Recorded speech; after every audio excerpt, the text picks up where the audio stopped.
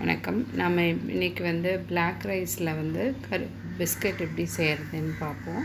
அதுக்கு வந்து இந்த அரிசியை வந்து ஊற வச்சு கழுவிட்டு நல்லா சுத்தமாக கழுவிட்டு ஊற வச்சு ஆற வச்சு மிஷினில் கொடுத்து அரைச்சிட்டோம் அப்படின்னு சொல்லி வச்சிட்டோம் அப்படின்னா பிஸ்கட் செஞ்சுக்கலாம். ஒரு கப்பு வந்து மாவு எடுத்து வச்சுருக்கேன்.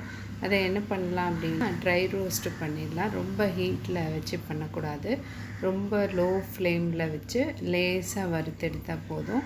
ஸோ ஒரு கப் மாவை வந்து வறுத்து எடுத்துகிட்டு அதுலேயே வந்து 1/2 கப் வந்து ஜாகரி எடுத்துருக்கோம்.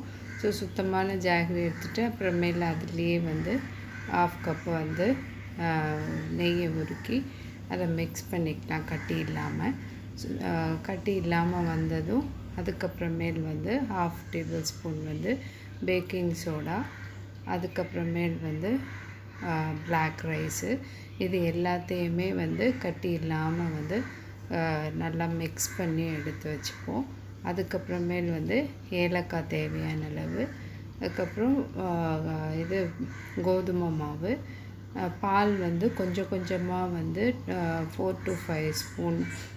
எனக்கு வந்து இந்த மாவுக்கு வந்து 4 to 5 ஸ்பூனு. எகெயின் நீங்கள் பிசைஞ்சு பார்க்கும்போது தெரியும் எப்படி அந்த பிஸ்கெட்டு கன்சிஸ்டன்சி செய்யறதுக்கு வந்து வருதானிட்டு. ஸோ அதை பிசைஞ்சு பார்த்துட்டு நீங்கள் வந்து கொஞ்சம் கொஞ்சமாக வந்து மில்க் வந்து ஆட் பண்ணிக்கலாம். ஸோ ஆட் பண்ணிவிட்டு என்ன பண்ணலான்னா உருண்டை பிடிச்சி வச்சுட்டு ஒரு ட்ரேயில் வந்து நெய் தடவிட்டு, நெய்யோ பட்டர் ஷீட்டோ ஏதாவது ஒன்று வச்சுட்டு அது மேலே நீங்கள் வந்து இந்த இதை தட்டி உருண்டை பிடிச்சி வச்சுருக்க மாவை வந்து பிஸ்கெட் மாவை வந்து தட்டிக்கலாம் லேசாக.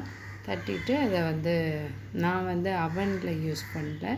ஸோ வந்து கடாயை வந்து இது செய்யும் போதே ப்ரீ ஹீட்டு அடுப்பில் வந்து சால்ட்டை வந்து போட்டு அதுக்கு மேலே வந்து ட்ரே வச்சு அதில் இதை வந்து வச்சுருக்கு. இந்த சால்ட் வந்து நான் அடிக்கடி இது யூஸ் பண்ணுறேன், அதனால் அந்த கலர் அந்த மாதிரி இருக்குது. ஸோ இப்போ இதை வந்து என்ன பண்ணிடலாம் அப்படின்னா ஒரு ப்ரீ ஹீட்டு கொஞ்சம் முன்னாடியே ஆன் பண்ணி வச்சு இந்த வேலைலாம் செய்யும் போதே இதை அடுப்பில் ஆன் பண்ணி வச்சுட்டு இதை பேக் பண்ணி எடுத்துட்டோன்னா பிஸ்கெட் ஹெல்த்தியானது ரெடி.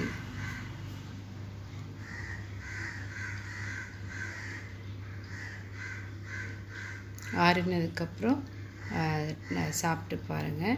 இது குழந்தைங்களுக்கு வந்து சுகர் ஆட் பண்ணுறதுக்கு பதிலாக ஜாகரி வந்து நல்லது.